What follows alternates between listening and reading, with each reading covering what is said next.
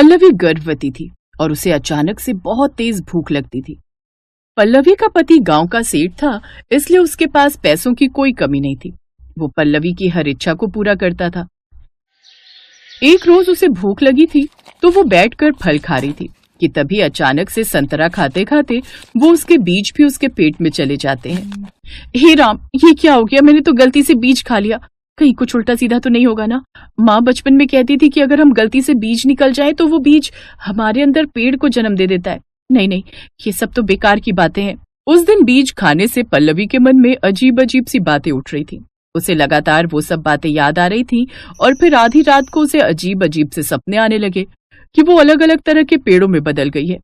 अगली सुबह वो बुरी तरह से डर गई और उसने अपने पड़ोस में रहने वाली दाई माँ को ये बात बताई। तू बेकार ही चिंता कर रही है। सपने में हरे हरे पेड़ों को देखने का मतलब है कि तू एक स्वस्थ और हेल्दी बच्चे को जन्म देगी और संतान सुख भोगेगी। लेकिन उस दाई यानी सरोज की बात गलत साबित हुई और एक बेटी को जन्म देते ही उसकी मौत हो गई। दाई माँ ने देखा पल्लवी का शरीर छोटी छोटी नन्ही कलियों में बदल रहा है। वो जब तक उस बच्ची को नहला कर लाई तब तक उसके शरीर पर पूरी तरह से पत्तियां आ गई थीं। दाई माँ ने उसके शरीर से उन पत्तियों को चुनना शुरू किया तो वो और भी बढ़ती जा रही थी और कुछ ही देर में वो पल्लवी के मुंह तक भी फैल गई और जिस कारण दम घुटने के कारण उसकी मौत हो गई। सरोज ने उसके शरीर से सारी पत्तियों को हटाकर उसके शरीर को साफ किया ताकि किसी को कुछ पता न चले। फिर बाहर आकर सबको उसकी मौत की खबर दी। कुछ दिन बाद, सेठ जी, पल्लवी मेरी बहन की तरह थी, इसलिए मैं चाहती हूँ कि जब तक ये बच्ची शादी योग्य नहीं हो जाती तब तक मैं ही इसकी देखभाल करूँ।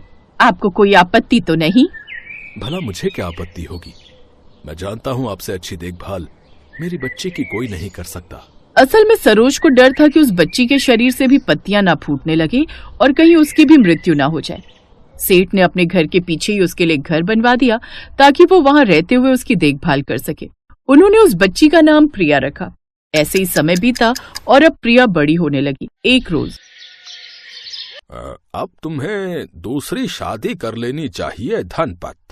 सारी उम्र तो तुम बैठे नहीं रहोगे, तो फिर कोई तो होना चाहिए प्रिया को अपना कहने वाला।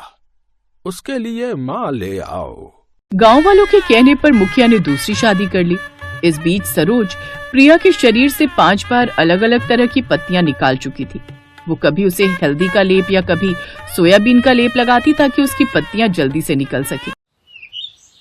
लेकिन इन सब से वो काफी सुंदर होती जा रही थी।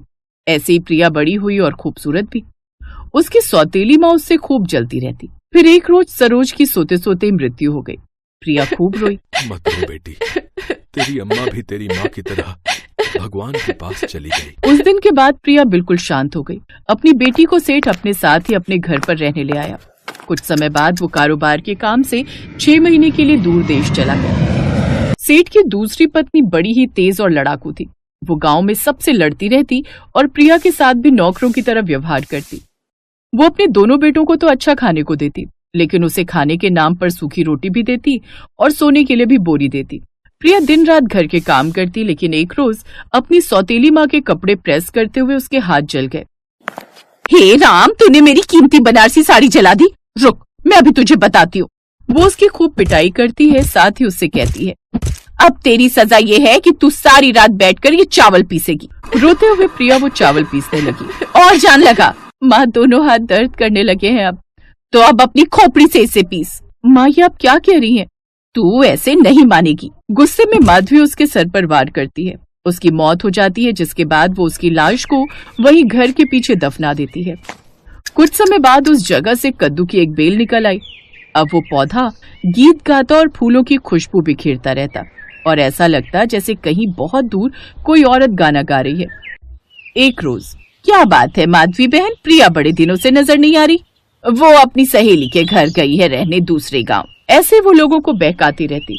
एक रोज एक भिखारन उसके दरवाजे पर भीख मांगने आई। मुझे कद्दू दे दो मालकिन। कद्दू मेरे घर में कहाँ है? मैं तो खुद अपने बेटों को दूर बाजार भेजती हूँ। आपको नहीं देना तो मत दो, लेकिन झूठ मत बोलो। ठीक है, तुम्हें जहाँ मिल जाए वहाँ से ले लो। वो बूढ़ी औरत घर के पीछे की ओर गई, लेकिन कुछ ही देर में दौड़ते हुए वहाँ से घबराते हुए आई और बेहोश हो गई। माधवी ने उसके ऊपर पानी डाला, तब वो होश में आई। क्या देखा तुमने? उस कद्दू के पेड़ पर कोई भूत है, कोई लड़की की आवाज। कहती है वो प्रिया है और उसकी सौतेली माँ ने उसके सर पर डंडा मारकर उसकी हत्या कर दी थी। ये सुनकर माधवी घबरा गई। अब उसके दिन का चैन और रातों की नींद उड़ गई। है तो वो कोई बेल ही, मैं अभी उस बेल को उखाड़ फेंकती हूँ। वो वहां गई और उसने बेल के टुकड़े टुकड़े कर दिए। कुछ समय पश्चात प्रिया के पिता वापस गांव लौट आए। रास्ते में लौटते वक्त उसकी नजर एक कमल के फूल पर गई। उसने कभी अपनी जिंदगी में इतना बड़ा कमल का फूल नहीं देखा था। वो बांस से बड़ी छतरी से बड़ा था। उसने कहा, इसे मैं अपनी बेटी के लिए ही तोड़ूं, क्योंकि मेरी सुंदर बेटी इतना बड़ा कमल का फूल तोड़ने की ही हकदार है। जैसे ही वो सेठ उस कमल को तोड़ने के लिए आगे बढ़ा, तभी वो कमल अपनी दुख भरी कहानी सुनाने लगा।